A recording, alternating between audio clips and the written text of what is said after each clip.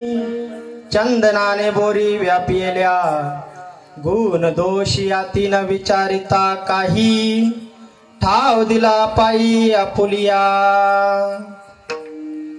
तुका मने आले समर्थाचे मना, थोडा विको द्या। तुका मने आले समर्थाचे मना, जरी होय राणा रंक त्याचा गुणदोष याती न विचारिता काही ठाव दिला पायी आपुलिया। महायोग पीठे तटे भीमरत्या वरम पुंडलिकाय दातु मुनींद्रे समागत्य तिष्ठन्तमानंद गंधम परब्रह्म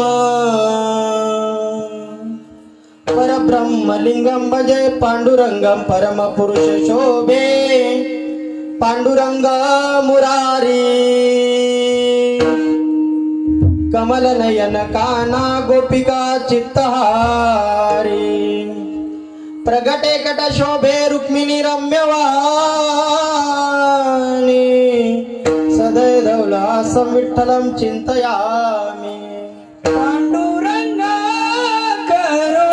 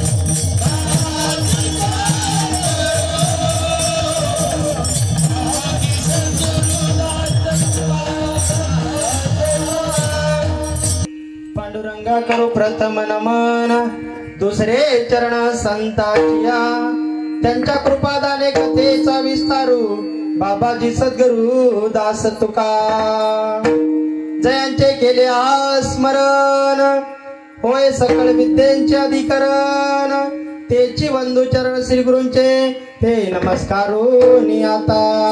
ओम नमो ज्ञानेश्वरा ओम नमो ज्ञानेश्वरा निवृत्ती उदारा सोपान देवा मुक्ताबाई नमो न त्रिभुवन पावनी आद्य त्रिजरणी देवाची ज्यांच्या गावी केला वास त्यासी नसावे उदास श्री गुरु चरण सरोज रज निज मनु मुकुर सुधारी भरन रघुवर बिमल जसु जोदायक फलचारी बुद्धिहीन तनु जानिके सुमिरो पवन कुमार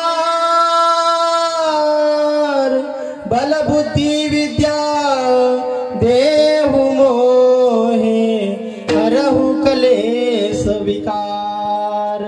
जय हनुमान ज्ञान गुण सागर जय कपीस तिनि लोक उजागर रामदूता तुलित बलधामा अंजनी पुत्र पवन सुत नामा। प्रथम नमन करु गणनाथा उमा शंकराच्या सुता चरणावरी ठेवून माथा हे साष्टांग आता दंडवत शिवरायांचे आठवावे रूप शिवरायांचे आठवावे गुण शिवरायांचा आठवावा प्रताप आता या भूमंडळी आता या भूमंडळी देश धर्म परमर मिटने वाला शेरवीर शिवा का छावा परम प्रतापी महापराक्रमी एक ही शंभु राजा था एक ही शंभु राजा था एक ही शंभु राजा था नाम घेता भगवान बाबाचे दुःख पळतील साऱ्या जीवनाचे एक योग पुरुष अवतरला उद्धार कराया समाज कल्याणाचा हे चिखलात कमळ फुलले गरिबा घरी अवतरले नाम प्रसिद्ध झाले भगवान बाबा रूप धारे विठ्ठला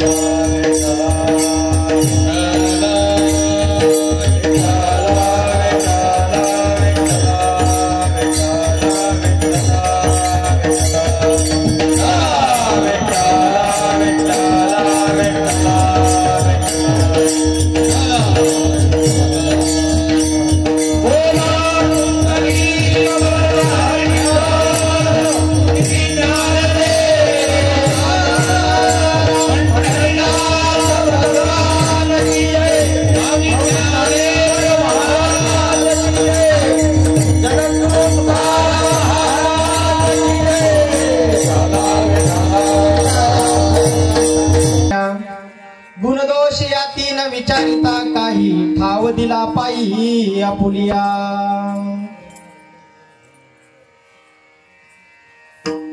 संपन्न साधू जगद्गुरु तुकोबारायांचा अभंग 3 चरणाचा असून अभंग कोण्या प्रकरणातील आहे तर अभंग हा संत प्रकरणातील आहे. काय सांगतात या अभंगामध्ये तुकोबाराय कोणत्या स्वरूपाची भावनाकता मांडतात यामध्ये भावार्थ कोण्या स्वरूपाचा मांडताय तर तुकोबाराय म्हणतात संताने सरिता गेलो तैस्या परीन चंदनाने बोरी व्यापेल्या. बघा एखादं जंगल असावं आणि जंगलामध्ये काय असतं तर चंदनाचं झाड असतं महाराज. परंतु चंदनाचं झाड असल्याच्या नंतर त्या चंदनाच्या झाडाजवळ अनेक प्रकारे काटेरी बोरी सुद्धा असतात. मग काटेरी बोरीची झाडं असतात आणि त्या काटेरी बोरीच्या झाडाला 2 प्रकारचे काटे असतात. एक उभा काटा असतो आणि एक आडवा काटा असतो. म्हणजे जर आपला आकडा टाकणार आहे काटा असतो. लंबा काटा उभा काटा काय करतो टोचण्याचं काम करतोय आणि जो वाकडा काटा असतोय ना महाराज तो पकडून ठेवण्याचं काम करतोय. तुकोबारांनी याला एक संसारूपी जाळं सांगितलं. कारण हे जे ओढायचं काम करतं ना हे संसारूपी जाळं आहे आणि जो दूर करायचं काम करतं ते सांगतंय बाबा समोर बघ काहीतरी आहे. म्हणून तुकोबाराय सांगतात की बरे जरी चंदनाचं झाड आहे परंतु ते चंदनाचं झाड असताना सुद्धा त्या काट्याचा सहभाग सहन करतं. अहो एवढे काटे टोचल्या जातात तरी पण ते चंदनाचं झाड त्याचं गुण सोडत नाही. त्याचप्रमाणे महाराज संतांचं प्रमाण हेच आहे की संतांना सुद्धा अनेक प्रकारचा त्रास होतो. समाजाचा अनेक संतांना त्रास झालाय दुःख झालं परंतु एवढं दुःख होत असताना सुद्धा संतांनी त्यांचं कार्य सोडलं नाही. मग एका साधकाने प्रश्न केला, तुकोबारा यामध्ये मूळ उद्देश काय? तर मूळ उद्देश हा आहे की गुणदोष याती न विचारिता काय. गुण विचारत नाही. का विचारत नाही कोण्या माणसाचा गुण? कारण त्यांच्याकडे दोष घालण्याची ताकद आहे. कोणाकडे? संतांकडे. कितीही विचित्र व्यक्ती असू द्या, आणि जर तो संतांच्या सानिध्यामध्ये गेला तर तो काय होतो? तो भक्तमय होतो, तो संत झाल्याशिवाय राहत नाही. मग परत साधक म्हणायला लागले, तुकोबारा हे कधी घडलं? कधी याचा वेळ कालावधी, आमची वेळ कधी? तर तसं काही तुकोबारा म्हणले सांगता येणार नाही. का सांगता येणार नाही? तुका म्हणे आले समर्थाचे मना. जोपर्यंत समर्थाच्या मनामध्ये येत नाही की तुम्हाला श्रीमंत करायचंय, राजा करायचंय का रंग करायचं, जेव्हा त्याच्या मनामध्ये येईल आणि मनामध्ये आले, तात्काळ आपणासारखी करते, तात्काळ वेळ लागत नाही. पण कधी? तुम्हाला त्यांच्या मनामध्ये आल्याच्या शिवाय राहत नाही. आणि मनात आलं की तुमचा ताबडतोब उद्धार होईल, आणि मनात आलंच नाही तर मग मात्र सांगता येत नाही. मग कधी कधी 1 वर्ष लागू शकतं, 2 वर्ष लागू शकतात, नवे नवे तप लागू शकतात, याच्याही पेक्षा जास्त वर्ष लागू शकतात. परंतु तुकोबाराय म्हणतात मग हे घडल कधी? तर ते परमार्थाच्या सानिध्यामध्ये राहिल्याच्या नंतर, संतांच्या सानिध्यामध्ये राहिल्याच्या नंतर बरोबर घडणार. बरोबर कधी घडल? बरोबर 10:30 वाजता घडल्याशिवाय राहणार नाही. काय घडेल? तर संतांच्या मनामध्ये तेव्हा आल्याशिवाय राहणार नाही महाराज. असा अभंगाचा भावार्थ. विठ्ठला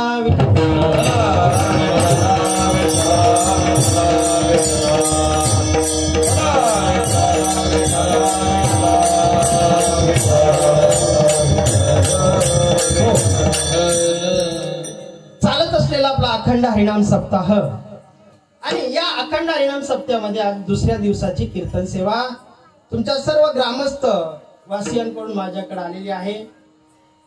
अतिशय महत्वाचा आणि अतिशय चांगला योग आणि चांगला दिवस महाराज. सप्ताहाचा दुसरा दिवस आहे. कसं आहे बघा, असं वातावरण घडणं, असं सप्ताह घडणं महाराज, हे सुद्धा नशिबाचे भाग आहेत. इतकं सोपं नाही हो. कारण सप्ताह करण्याकरता लय मोठा अट्टाहास करावा लागतो. एक माणूस जोडावा लागतो महाराज. तुम्ही माणसं काही म्हणता का? आता आम्हाला जोडलं नाही का? आम्ही आता संभाजीनगरहून आलो म्हणजे आम्हाला जोडलं तेच इथपर्यंत आलो ना.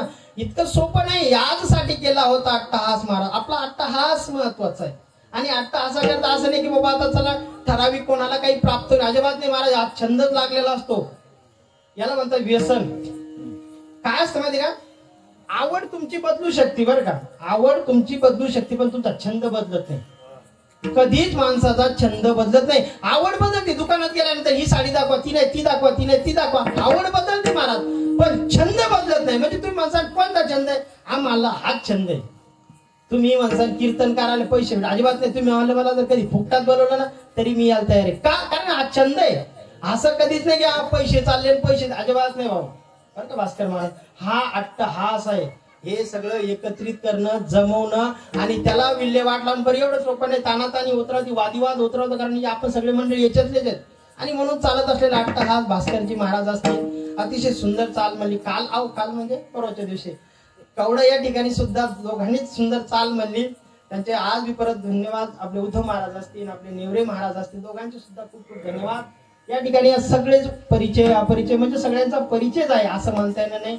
बाबांचं नाव बाळू महाराज. तुमचा माझा कुठं झाला परिचय? तिथंच का? हो, बाळू महाराज सुद्धा आहेत उपस्थित. या माईक जरा जसा लागेल तसा बरोबर करा. त्यानंतर आमचे विष्णुगिरीजी महाराज, बरोबर हा विष्णूजी महाराज आहेत, त्यांना धन्यवाद. भास्कर महाराज या ठिकाणी सर्व कार्यभार सांभाळण्याचं काम करतात, त्यांचे सुद्धा खूप खूप धन्यवाद. पलीकडे बाबा आहेत, दोन्ही वैयक्तिक व्यक्ती आहेत. त्याच्यानंतर आनंद असला पाहिजे, ज्यांचा खरंच आनंद आहे महाराज. परमार्थामध्ये आनंद असणं गरजेचं आहे.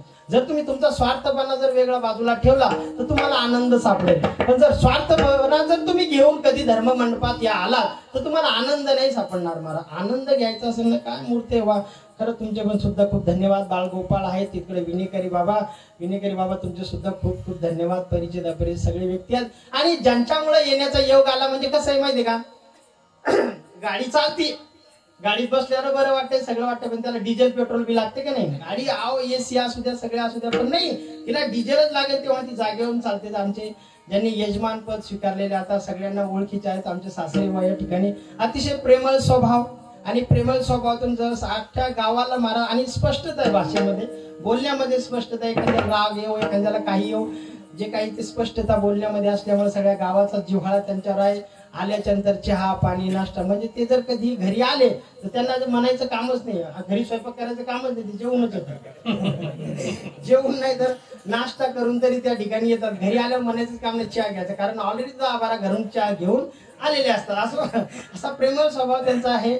आणि गावकऱ्यावासींनी आणि सगळे या ठिकाणी उपस्थित झालेले, मी तुम्हाला काल बोललो की मी उशीर करत नाही. मी ऑलरेडी कधी बी कार्यक्रम, मला ढोक बाबा व्हायचे. काय म्हणले तुमचं? हा, मला ढोक बाबा व्हायचं, वेळेचं भान ठेवायचं नाही. मी बास्केटबॉल पहिलेच म्हणलो, मी 8 वाजता नाही 7 वाजता येतो. मग त्याला वाटलं आता काय करा, आपण ते यांना बोलवलं बरोबर टायमा, म्हणून ते 2दा-3दा चक्रा मारल्या त्यांनी. चला, वेळेचं भान असणं गरजेचं आहे. का असणं गरजेचं आहे महाराज? हे रात्रंदिवस कष्ट करणारे माणसं असतात, ग्रामीण भागात जास्त वेळ बसू शकत नाही. आपण स्वतः आता टाळ घेऊन उभे राहिलो, आपण सुद्धा एक पाय वर करतो, एक पाय खाली करतो, म्हणून वेळेचं भान मी कधी बी काय करतो, नेवरे महाराज वेळेचं भान होता होईपर्यंत ठेवण्याचा प्रयत्न करतो. असो, सगळ्यांचा परिहारामध्ये बोलण्याचा विषय झाला आणि आता कीर्तन सेवेला सुरुवात. विठाला विठाला.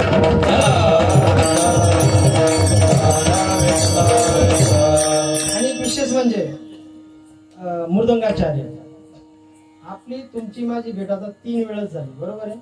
आणि अतिशय गोड व्यक्तिमत्व बरं का. आणि वाजवत असताना असा विचार नाही महाराज, काय कष्ट लागते, काय मेहनत, असाध्य ते साध्य करते सायास केवळ कारण अभ्यास, तुका म्हणे महाराज. कारण पुन्हा एक सांगायचं झालं महाराज, ज्ञानोबा म्हणतात, परी वाघाची आपले अंतराळे व्याघ्र प्रांजळ केले एके. एखाद्याला शिकार जरी करायची असेल तर व्याघ्र प्रांजळ केले की त्याच्याशिवाय शिकार होत नाही महाराज. त्याचप्रमाणे साध्य करण्याकरता गुणतिशय गुणता काय व्हायचं माहिती का, गुणवंताच्या सानिध्यात जर गेलं तर संतांपर्यंत पोहोचता येईल, संतांच्या सानिध्यामध्ये गेलं तर देवापर्यंत पोहोचता येईल. पण देवापर्यंत पोहोचायचं असेल पहिले माणसापर्यंत पोहोचणं सुद्धा गरजेचं आहे. म्हणून तुमची प्रशंसा केली. बरं, तुम्ही माझा आशीष प्रशंसा नाही महाराज,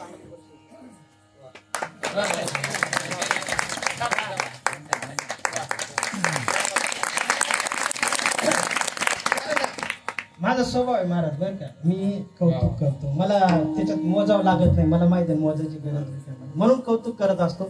आता ती काय 1 आणि 2 वेळ 3 वेळेस कीर्तन सेवा माझी, तुम्ही सुद्धा 2 वेळेस असेल. आणि आपल्या माणसाचं आपण नाही कौतुक करायचं तर मग करायचं कोण? अहो, आपले माणसं सगळे ओढाताडीलाच बसलेले, म्हणून आपल्या माणसाचं कौतुक करत चला महाराज. यदा कदाचित त्याचं जर कौतुक केलं, उदाहरणार्थ सांगायचं झालं, तुम्ही दुसरा महाराजांना मला काही माहित नाही मला, पण मला आल्याच्या नंतर तुम्ही जर कधी संभाजीनगरला आलात आणि म्हणले बाबा आपले रामरतनजी महाराज या ठिकाणी राहतात, चला एक फोन करून तर बघा, तुमच्यापर्यंत सेवा नक्कीच येईल महाराज. मोडकी आता अनुभवाचाच विषय बरं का.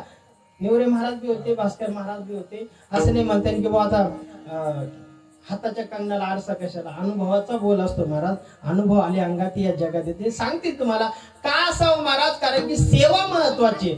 जोपर्यंत आपल्याकडून एखादी सेवा होत नाही महाराज, सेवेच्या शिवाय तुम्हाला फलप्राप्ती सुद्धा होऊ शकत नाही. म्हणून सेवा करत चला. धर्ममंडपात आल्याच्या नंतर कीर्तनकार मोठं काम करतो म्हणजे अशातला कुठलाही भाग नाहीये की बाबा कीर्तनकार आहे म्हणजे त्याचं चांगलं पुण्य, अजिबात नाही. कीर्तनकार मायनस करा. या ठिकाणी तुम्ही टाळ घेऊन उभा, तुमचं सुद्धा पुण्य, ऐकणाऱ्याचं सुद्धा त्यापेक्षा पुण्य असतं. आणि या ठिकाणी बसल्याच्या नंतर जर एखादा चटायाच्या घड्या करत असेल, कोणी झाडू मारत असेल, पुण्याची पावती हीच आहे महाराज. असं समजूत नका की जर एखादा दिखावा केलाय म्हणजे पुण्य प्राप्त होईल. तुम्हाला त्यासाठी न दिसता, हे बघा, तुम्हाला जर देवाच्या सानिध्यात जायचं असेल, डायरेक्ट देवाशी तुम्हाला जर संपर्क करायचा असेल तर तुम्ही असं कार्य करत चला की जे समाजाला दिसलं नाही पाहिजे. आणि जर तुम्हाला माणसाला दाखवायचं असेल ना, मग तर ते करावंच लागेल. पॉम्पलेटवर नाव असणे हे समाजाकरता आहे, एखादी पदवी ही दाखवणं ही समाजाकरता आहे. ईश्वराला भक्ती लागते, तुमचं नामस्मरण लागतं. तुम्ही किती अट्टहासाने घेताय, किती प्रेमाने घेताय, किती भक्तीने घेताय, हे संतांच्या सानिध्यात आहे महाराज.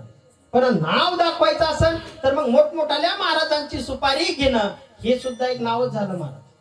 मोठमोठाल्या महाराज झालं 20,000, 30,000, 40,000, 50,000. इथं मात्र देवाच्या सानिध्यात जाण्यापेक्षा माणसाच्या सानिध्यात जाण्याचं कर्तृत्व दिसतंय. का दिसतंय? कारण की मग त्या एवढ्या मोठ्या व्यक्तीचं नाव घेतलं, एवढ्या मोठ्या व्यक्तीच्या नावापाठी मागं माझं नाव येते म्हणजे हा झाला अट्टा. पण एखादी छोटीशी पंगत द्यायची महाराज, साधारण पंगत द्यायची, जेऊ घालायचे भजने, यामध्ये पुण्यवान. आपला पुण्याचा विषय ज्याच्या त्याच्या पद्धतीने ज्याचे विषय भाग त्याचा राहिला, आपला विषय तो नाहीये.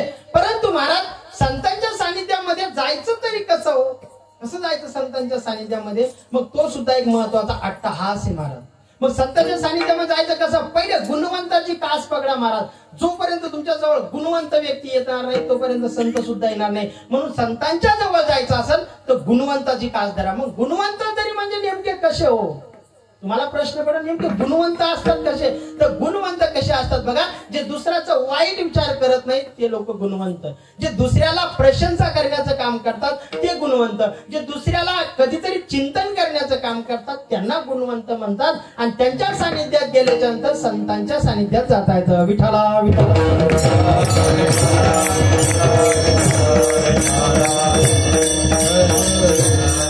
आणि अतिशय सुंदर साऊंड सिस्टम आहे ज्यांच्यामुळे माझा आवाज तुमच्यापर्यंत येतोय. याला जसं लागेल तसं जरा व्यवस्थित करत चला. आणि सुंदर साऊंड सिस्टम आहे. आपले पाहुणे या ठिकाणी उभे आणि गावची साऊंड सिस्टम आहे. अतिशय चांगलं आहे महाराज, अतिशय चांगलं आहे. असंच असलं पाहिजे. समारंभाला सगळ्या गोष्टी चालल्या तर त्या पूर्णत्वालाच जातात. ओढून ताडून करायचं म्हणलं की महाराज आडी अडचणी निर्माण होतात. असो तर तुकोबाराय अभंग म्हणतात, संतांनी सरिता गेलो तैस्या परी चंदनाने बोरी वापरल्या. याचा आवाज वाढवा थोडा.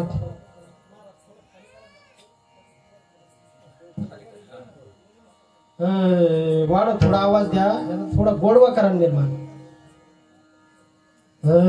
असं असं आवाज चिटकल्यासारखं वाटायला मोकळा करा. हॅलो हरी काय म्हणतात तुकोबाराय? तुकोबाराय या अभंग म्हणतात, संतांनी सरिता संतांच्या सानिध्यामध्ये जाव. एकदा तरी संतांच्या सानिध्यामध्ये. मग सानिध्यात जायचं म्हणजे नेमकं काय करायचं महाराज? या विचार करायला गेला तर महाराज देह मिळालेला आहे आपल्याला. हा देह आपल्याला संतांच्या सानिध्यामध्ये घेऊन जात असतो. कसा घेऊन जातो? कारण की भक्ती करायची असेल तर देवाना देह दिलाय. हा देह दिला कशासाठी दिला महाराज? फक्त खाली भजन आणि नामस्मरण.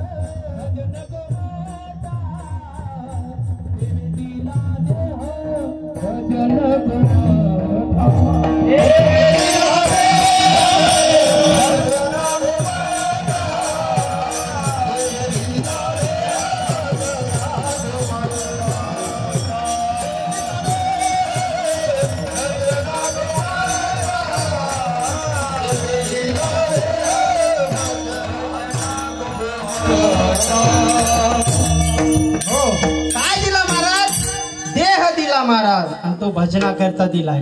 म्हणून आपण भजना करता देह वापरला पाहिजेत महाराज. हे जे मंडळी उभी राहिलेली आहे महाराज, यांचा देह खरंच परमार्थाच्या साठी, देवाच्या साठी महाराज, संतांच्या साठी तो परमार्थामध्ये का उभे राहतात महाराज? त्याच्या पाठीमागचा अट्टहास आहे म्हणून ते या ठिकाणी उभे राहतात. हा जो देह दिलाय महाराज, या देहाला आपण वेगवेगळे नावं दिलेले, वेगवेगळे नावं दिले.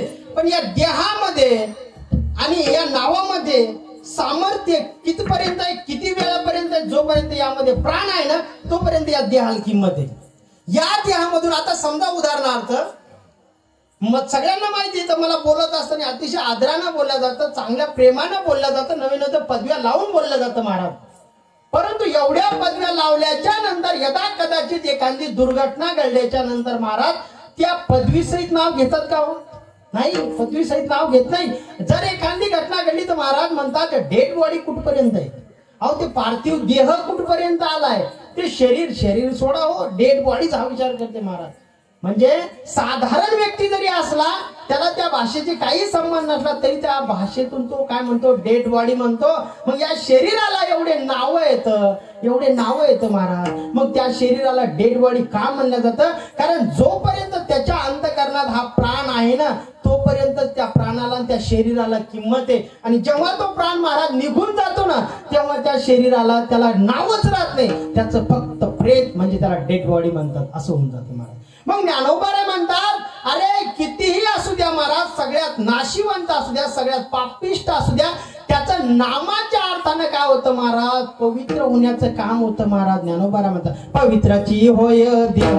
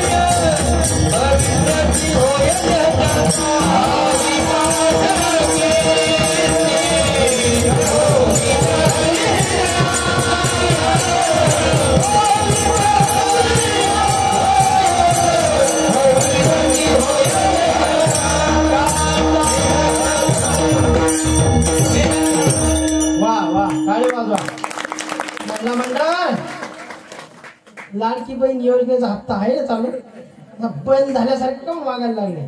टाळी इकडे वाजवा ना जरा, मस्त निवांत काय चाललंय काय नाही. गंभीर बसू नका, असं निवांत शांत आणि मोकळे बसा. मोकळे बसा, जास्त वेळ मी घेणारच नाही बरं का. हा कमी ठरले. आणि पुन्हा असं समजू नका की महाराज इथला चेन जावायची, अजिबात नाही. 10,000 मोजून घेणार आहे बरं का. त्या हिशोबाने कीर्तन ऐका. जर हे 2 आणि 3 म्हणले महाराज कीर्तनच ऐकणार नाही ना, कड 10,000 मोजून घेणार सासरे बापून बरं. तुम्ही काही चिंता करू नका, सासरे बोलाच घ्या. आता काय करता, दुसऱ्याकडून कोणा घ्या नाही दिलं सासरे बोल, तसं आपल्याला काही कमी नाही म्हणा, तुम्हाला माहिती. पण असं मोकळे बसायचं निवांत. जर 2 आणि 3 हजाराचं म्हणसाल तुम्ही, हा हे काय खरं नाही. 12 आणि 1 वाजला तरी तुम्हाला मेळ लागायचा नाही. पण समय जाणार असतो आम्ही म्हणून बरं आहे, तशी काही चिंता करू नका.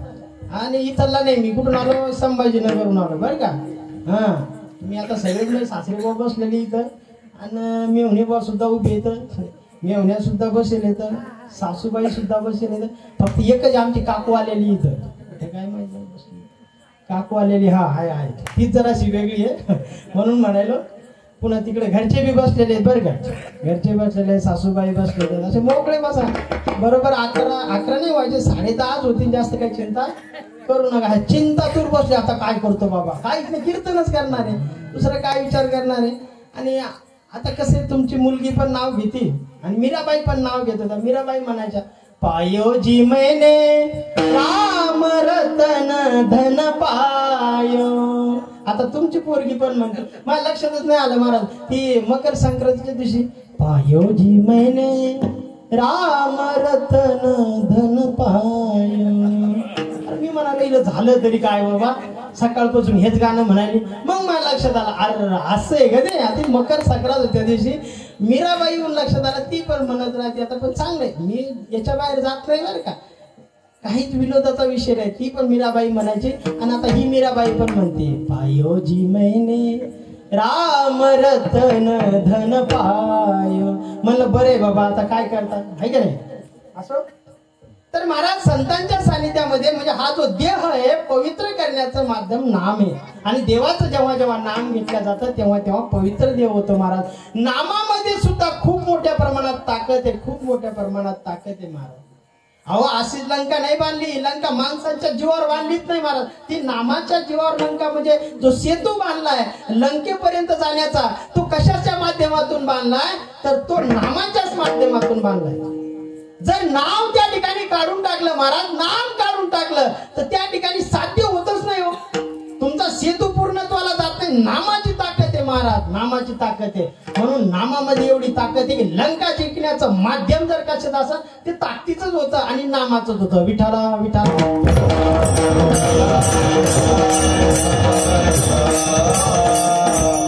पहिल्यासारखं करावं.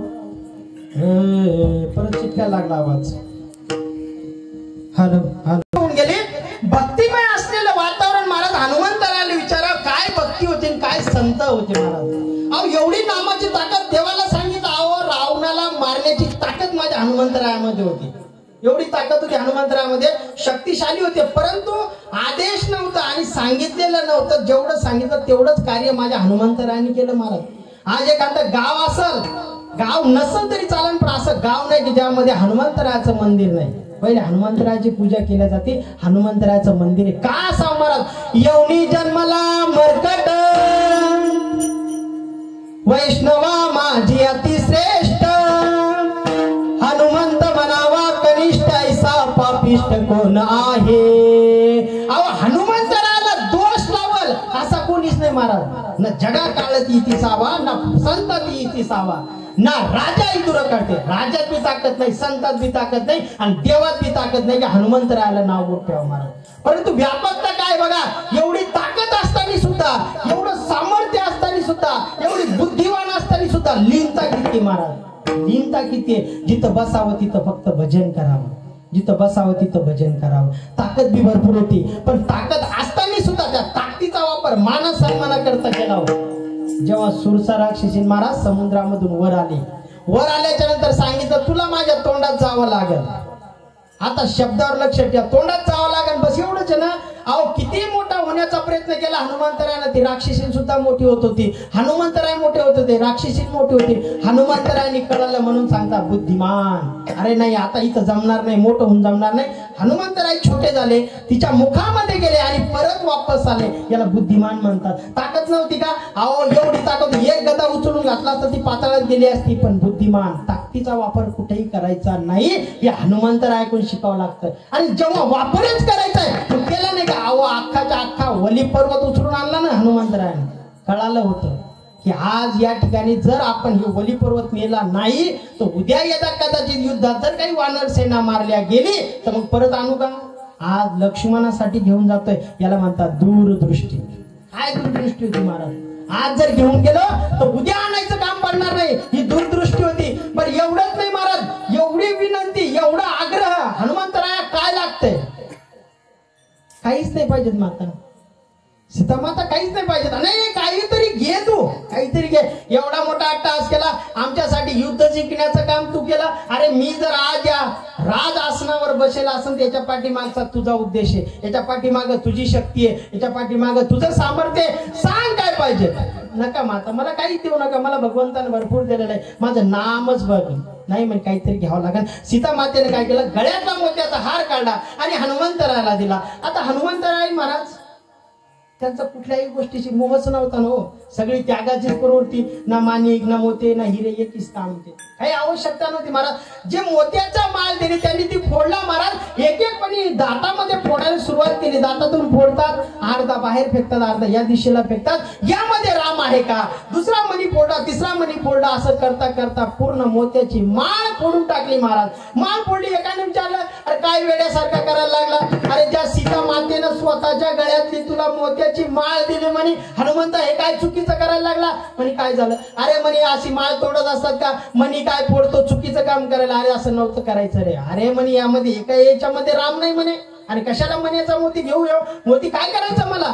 म्हणे राम नाही. अरे मला प्रत्येकाच्या हृदयामध्ये राम पाहिजे, प्रत्येकाच्या हृदयामध्ये राम होता. तुझ्या हृदयात राम आहे का, तुझ्या हृदयात राम आहे का, तू सांगायला लागला प्रत्येकाच्या हृदयात. मग असं म्हणताना महाराज एकदा देवाचं नाव घेतलं आणि देवाचं नाव घेतल्याच्या नंतर सांगायला लागले एवढं सोपं असं वाटतं का तुम्हाला? असं वाटतं का? स्वतःचं हृदय तोडून दाखवलं महाराज, फाडून दाखवली छाती आणि जगाच्या मालकाला त्यामध्ये प्रस्तुत करण्याचं काम माझ्या हनुमंतरायाने केलं. विचार करा, हे झाले संत, ही झाली भक्ती. अरे अशी भक्ती पाहिजे महाराज. आपण एकमेकांची भक्ती करत नाही महाराज. यूही निकले थे एक दिन सैर करने, दिलों में बहुत सारे अरमान थे, कुछ हरियाली थी कुछ स्मशाने थे, कुछ हरियाली थी कुछ स्मशाने थे, पैरों तले चुपी एक हड्डी हड्डी बयां करने लगी, अरे वो चलने वाले जरा संभल के चल, हम भी कभी इंसान थे, हम भी कभी इंसान थे. अरे माणूस रे आपण. माणसानं माणसाला प्रेम दिलं पाहिजेत महाराज. माणसाच्या विषयी प्रेमाची सहानुभूती ठेवा ना. आपण फक्त द्वेष करण्याचं काम करतोय महाराज, द्वेष.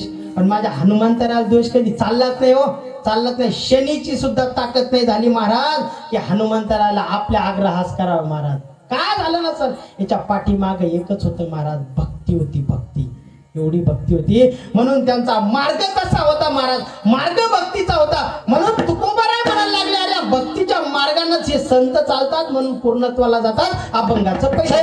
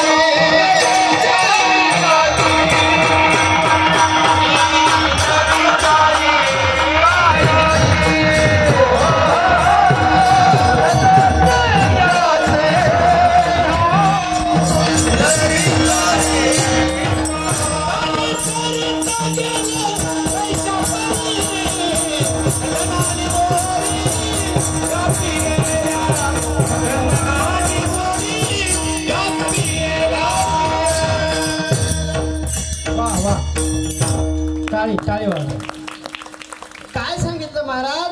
संताने सरिता गेलो तैस्या परी चंदनाने बोरी व्यापिल्या. महाराज संतांचं जीवन असेल आणि संतांच्या जीवनात मधुर देवाचं नामस्मरण करता येतं. पण कसं महाराज? त्याला आवड निर्माण करावी लागते. म्हणून तर महाराज म्हणतात, करू आवडीने वाद, आवडीने वाद, आवडीने वाद, आवडीने वाद, आवडीने वाद, आवडीने वाद, आवडीने वाद, आवडीने वाद, काका संवाद, काका संवाद, काका संवाद, काका संवाद, आवडीने वाद, आवडीने वाद, आवडीने वाद, आवडीने वाद, करू आवडीने वाद, आवडीने वाद.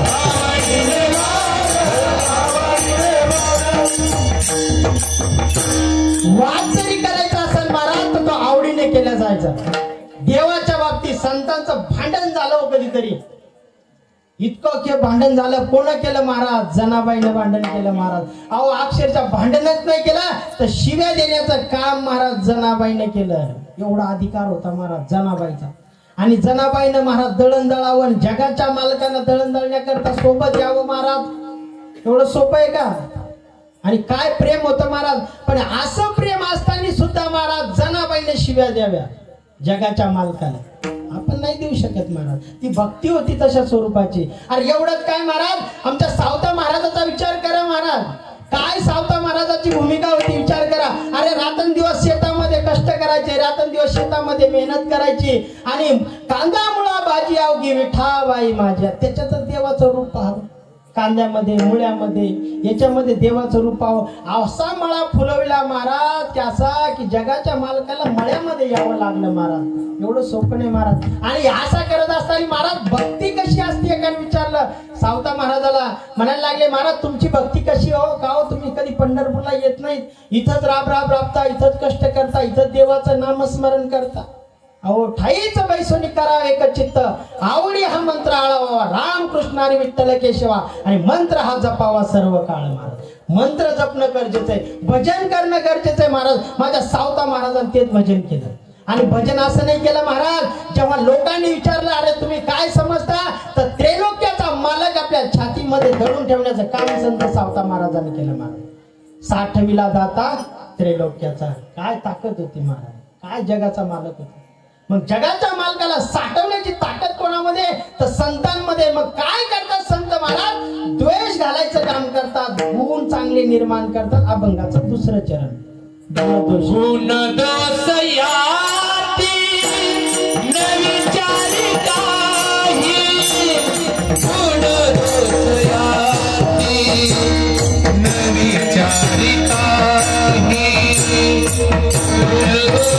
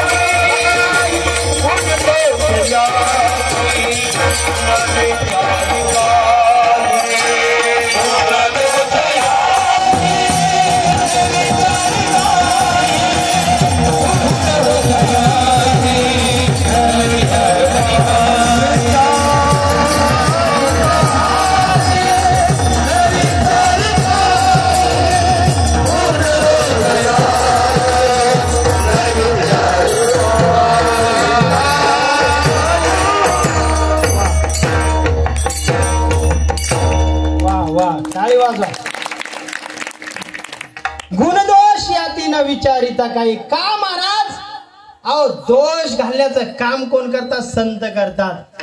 गुण का विचारत नाहीत? कारण गुणाची आसक्ती त्यांना आवश्यकता नाही महाराज. गुणाबद्दल काही आवश्यकता नाही. का कोणी म्हणाल का हो तुम्ही संत म्हणजे गुण काय? गुण नाही दाखवायचा महाराज संतांना, अजिबात नाही. आमच्याकडे काय गुण हे दाखवायचंच नाही महाराज. फक्त संतांना काय करायची, भक्ती दाखवायची आणि देवाच्या जवळ जाण्याचा मार्ग सांगायचा महाराज, बाकी काही आवश्यकता नाही म्हणे. अहो गुणाच्या बाबतीत विचारलं महाराज, विचार करा तुम्ही कितीतरी 18 प्रजाती संत होऊन गेलेले महाराज. त्या संतांचं कुठेही असं हे नाही की आमचं या ठिकाणी मंदिर बांधावं, आम्हाला अट्टहास असावा, असं काहीच नाही मागितलं संतांनी. का मागितलं नाही? कारण ते दोष रहित करण्याचं काम करतात. काय करतात? गुण अंगीकारण्याचं काम करतात. वाईट माणसं असू द्या, त्यामध्ये द्वेष बाहेर काढायचा आणि गुण फक्त ओळखायचं काम कोणी करत असेल तर ते संत. विठाला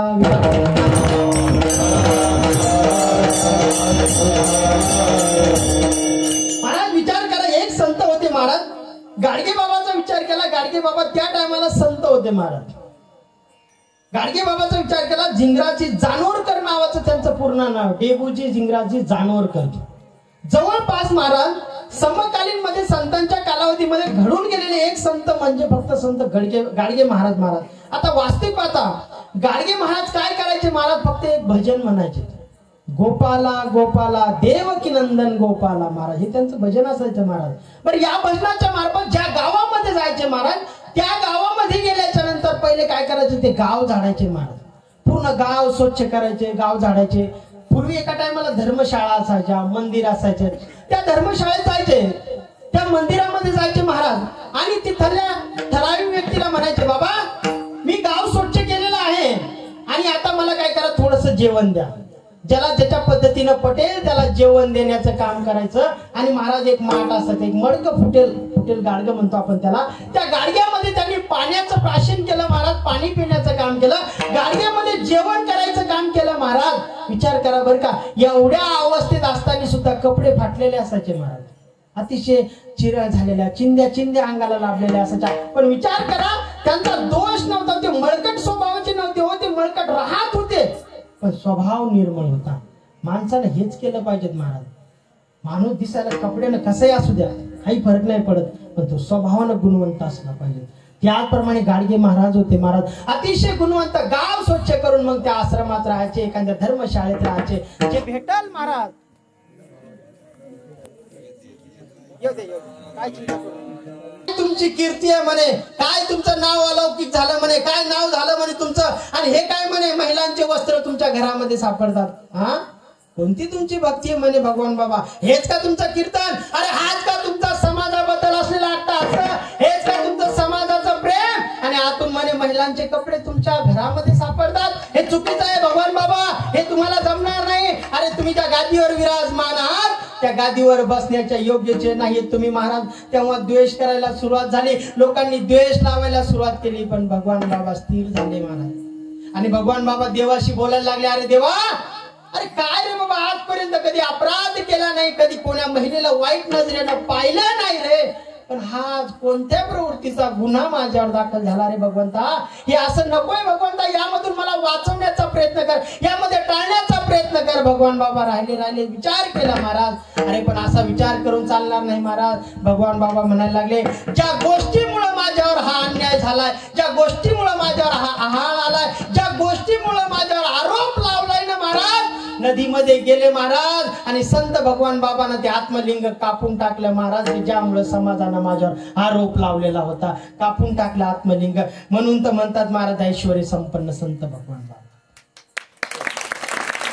अरे अरे आत्मलिंग कापून टाकलं, रक्त सांडिले ते तुळशी उगवल्या ते धावून आले देव, दिले अभय तिथे आरती भगवान बाबा. तेव्हा कीर्ती झाली महाराज. कीर्ती अशीच होत नाही हो महाराज, कीर्ती अशी सोडावं लागतं, घरदार परिवार संसार सोडावा लागतो महाराज, तेव्हा कीर्ती होत असती. अरे इतकं सोपं आहे का महाराज, स्वतःच आत्मलिंग छाटून टाकायचं ज्या गोष्टीमुळे, म्हणून तर भगवान बाबा चरित्र प्रकट झालं महाराज.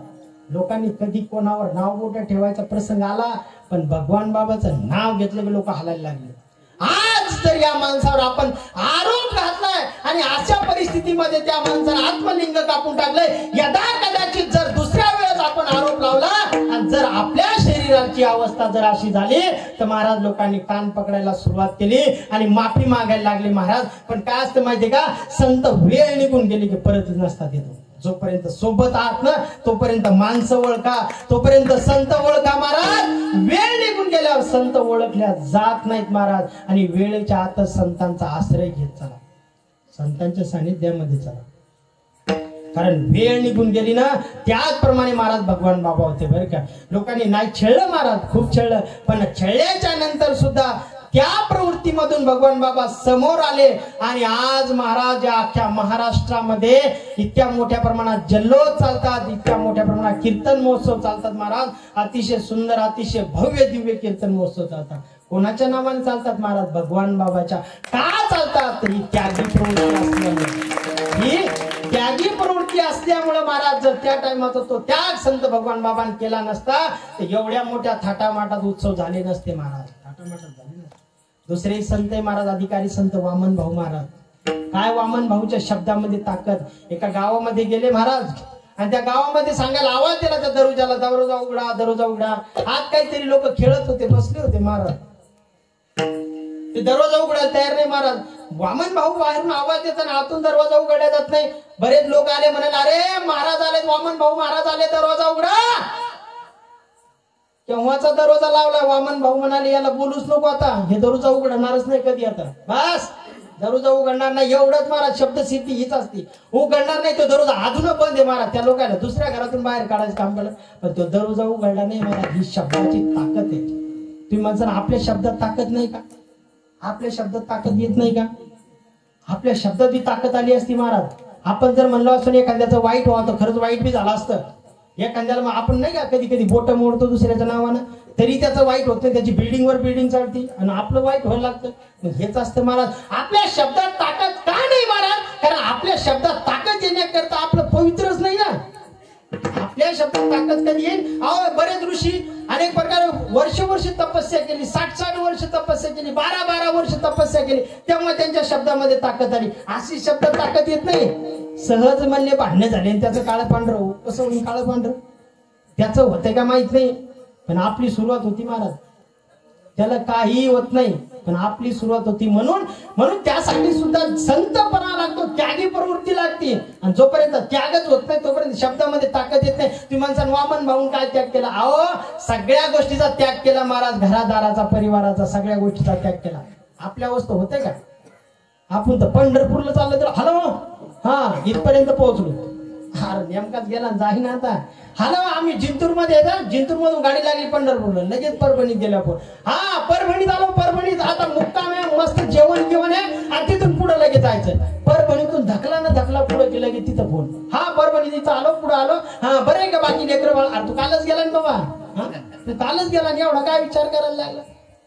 लगेच जिथं दिंडी असेल तिथं लगेच थांबलेच. आपले थांबले, लगे पताका गीताका लावले की लगेच पंगत, लगे वदनी कवळ घेता बस काय, आणि लगे पंगत झाली. झोपायचा टाइम झाला की लगे घरी फोन. हॅलो हा ते पेरणी गिरणी झाली का? हा ते मुलं बाळ बरे? अरे 2 दिवस झाले बघा. अशी अवस्था आहे महाराज आपली. पताकेवाले बी खतरनाक, झेंडेकरी बी त्याच्यापेक्षा खतरनाक. पुढे जाऊन लगे आपली कैची मारायची, लगे पुढं कुठं काय भेटतंय? अहो ही जर त्याग, हे जर प्रवृत्ती असली तर आपल्यामध्ये विकास होईल कसा? आपल्या शब्दात ताकद येईल कशी? आपण देवाच्या नामस्मरणासाठी जातोय का खाण्याकरता जातोय? काही लोक तर महिना मंडळ बापा थैल्याच घेऊन, अरे थैल्या सगळ्या, अरे अशा थैल्या बिस्किट. अरे नाचवायला गरज नाही बाई बिस्किटाची, पार त्याच्यात बिस्किट. मी म्हणलं एकाला बिस्किट, अरे म्हणलं आजी एवढे बिस्किट नका घ्यायचं हो, तुला कळत नाही.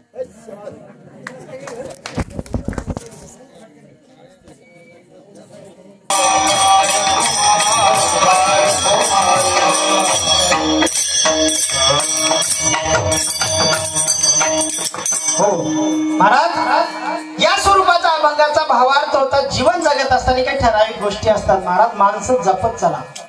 जोपर्यंत आपण माणसं जपणार नाहीत ना महाराज, हे जवळपास नातेवाईक तरी जपत चला, सोयरे संबंध जपत चला, आणि यांना काही लागत नाही. फक्त 2 शब्द गोडीनं बोलत चला, 2 शब्द प्रेमानं बोलत चला महाराज. शब्द असे बोला की तो माणूस आपल्याशी एकरूप झाला पाहिजे महाराज. कोणी कोणाला काही देत नाही, कोणी कोणाला काही देत नाही. जेव्हा जेव्हा सहवास येतो ना महाराज, हे काय करत चला, माणसं जोडत चला. बरेच लोक बऱ्याच गोष्टीमध्ये महाराज राजनीती निर्माण व्हायला लागली. तुमचा सांप्रदायिक असो त्या ठिकाणी राजनीती निर्माण व्हायला लागली, कुठलाही धार्मिक असू द्या त्या ठिकाणी. मी म्हणतो राजनीतीच्या ठिकाणी राजनीती असणं चांगलं.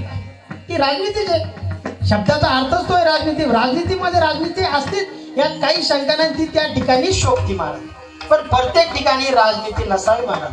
अहो एक व्यक्ती असा होऊन गेला महाराज, असा होऊन गेला तो राजनीतीमध्येच राहिला पण कधी राजनीती केली नाही, ते म्हणजे गोपीनाथरावजी मुंडे साहेब. राजनीतीमध्ये राहिला महाराज, कधीच राजनीतीच्या बाहेर नाही महाराज. मी म्हणतो त्यांच्या कालावधीपासून अवघ्या 20 ते 25 वर्षापासून राजनीतीला सुरुवात झाली महाराज. शेवटी माणूस राजनीतीमध्येच थांबला, बरोबर आहे, पण कधी राजनीती केली नाही. मला वाटतं तिथं राजनीती करावं, बरोबर आहे, पण बाकीच्या ठिकाणी राजनीतीचा विषय येत नाही महाराज. म्हणून आवर्जून महाराज आता नाव घेण्याचे कोणी हे नाही बरं का महाराज. राजनीतीमध्ये तुम्ही कुठल्याही पुढाऱ्याचे नाव घेऊ शकत नाही महाराज. ते संपलं महाराज, ते संपलं. आता फक्त यदा कदाचित पुढे येऊन जर बसेल असेल तर नाव घेणं साहजिक आहे, परंतु पडद्याच्या पाठीमागे तुम्ही कुठल्याही राजकीय व्यक्तीचं नाव घेऊ शकत नाही. का नाही घेऊ शकत? कारण ती एकता राहिली नाही महाराज, ती निष्ठाच नाही राहिली महाराज. आम्ही म्हणणार नाही राजनीती करू नका, बिनधास्त करा तुमच्या पद्धतीने, परंतु निष्ठा नाही राहिली. मुंडे साहेबाचं नाव आवर्जून का घ्यायचं महाराज? कारण कधी बी माणूस एक निष्ठ राहिला महाराज, एक निष्ठ राहिला. आज सगळी पळापळी चालू आहे महाराज, मिळत लागत कोण कुठे. आपण मला तर काही माणसं पण माहिती आहे कोण्या पक्षाचे कोणते माणसं आहेत महाराज, सांगता येत नाही महाराज. पण मुंडे साहेबाचं नाव का घ्यावं म्हणून कधी कधी म्हणा असं वाटतं महाराज. थोडा विकू द्या. शेतकऱ्याच्या जीवनासाठी संघर्ष करून जीवनात वाघासारखा झुंजला परळीचा गोपीनाथ. दिल्लीच्या दरबारी आवाज घुमतो नाथाचा, मोडेल पण वाटणार नाही भक्त भगवान बाबाचा. झाला हा कसा राजा दिसतो दिल्लीच्या दरबारात, स्वारी येणार परळीला हार भरले टरकात. अशी झाली ही दिष्ट त्या ढाण्या वाघाला, एका माऊलीचा हिरा कोण्या पाप्यानं नेला. का बोलू नये महाराज, शेतकऱ्याची जाण होती. असा एवढा मान सन्मान असून सुद्धा आदरणीयता भाव होती महाराज, आदरणीयता भाव. एवढा आदर होता. अरे खुलूस प्यार के मोती लुटा के चलता था, खुलूस प्यार के मोती लुटा के चलता था, सबको अपने गले से लगा के चलता था, करे भी उसके खत का अंदाजा कोई कैसे, अरे वो तो आसमां था फिर भी सर झुका के चलता था. एवढं मोठं व्यक्तिमत्व होतं महाराज, पण आदरणीयता भाव होता. महिला मंडळ असो पुरुष मंडळी असो, आदरणीयता भाव होता महाराज. आणि तो आदरणीयता भाव महाराज फक्त एक गोपीनाथरावजी मुंडे साहेब, बस. त्याच्या पलीकडे आता नाही, अजिबात नाही. येणाऱ्या कालावधीमध्ये पुढे बसले तरच नाही तर पाठीमागे नाव नाही घेऊ शकत महाराज, नाव नाही घेऊ शकत. असो असे माणसं जोपत चला, माणसं असे जोपासना करा, त्या माणसांना जवळ करायचं काम चला महाराज, त्याच्याशिवाय पर्याय नाही. आणि एक नक्कीच सांगेन महाराज, जाता जाता एक नक्कीच सांगेन, आणि सांगणं गरजेचं आहे बरं का, सांगणं गरजेचं आहे.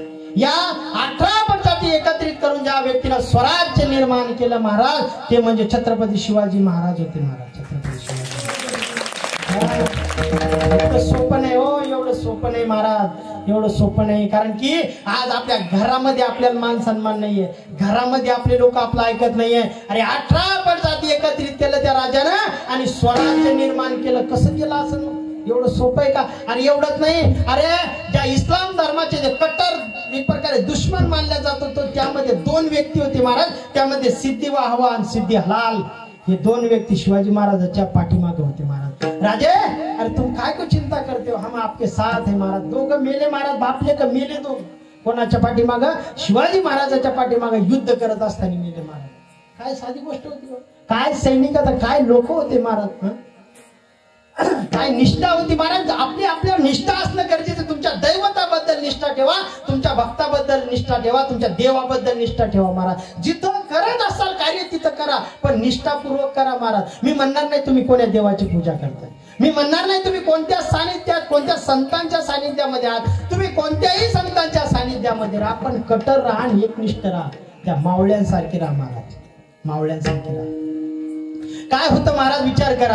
अरे 45 ते 50 वर्षाचा वय महाराज बाजी प्रभू देशपांडे यांचं. काय बाजी प्रभू देशपांडे होते महाराज, काय सैनिक होते महाराज, काय वीर होते महाराज. अरे 45-50 वर्ष पावन खिंड होती महाराज. त्या पावन खिंडीमध्ये बाजी प्रभू देशपांडे एकटाच लढायला लागला. हातामध्ये 2 तलवारी घ्यायला लागला आणि शमशेर घेऊन हातावर हर हर महादेवची गर्जना करायला लागला आणि युद्ध कर सुरुवात झालं महाराज. गनिमी कावा सुरुवात झाला महाराज. धराधर तलवारी लागायला लागल्या आणि एक गनिमी यायला लागला. अरे बाजी प्रभू देशपांडे यांच्या अंगावर अरे 10 सैन्य यायला लागलं तरी बाजी प्रभू देशपांडे पाठीमागे येत नाही. आणि रक्तभंबाळ झालेले बाजी प्रभू देशपांडे, अरे रक्तभंबाळ झाले, डोळे लाल बुंद झाले, अंगावरचे कपडे फाटले गेले महाराज. आणि अशा अवस्थेत असताना सुद्धा बाजी प्रभू देशपांडे पाठीमागे येत नाही आणि विचार करायला लागले. अरे गरीब हाबरायला लागले, अरे गरीब विचार करायला लागले. अरे बाजी प्रभू देशपांडेला कसं मारा, अरे मारो उसको मारो, बाजी प्रभू देशपांडे मारो, अरे कसं मारो, अरे तलवारी जमणार नाही, लढाव कसं, माराव कसं, अरे एक आण, अरे बंदूक आण, अरे बंदूक आण, अरे बंदूक आणल्या गेली महाराज, बंदूक आणल्या गेली. वरती जाऊन गोळी मारली, वरती जाऊन गोळी मारली. बाजी प्रभू देशपांडेच्या छातीत गोळी लागली महाराज.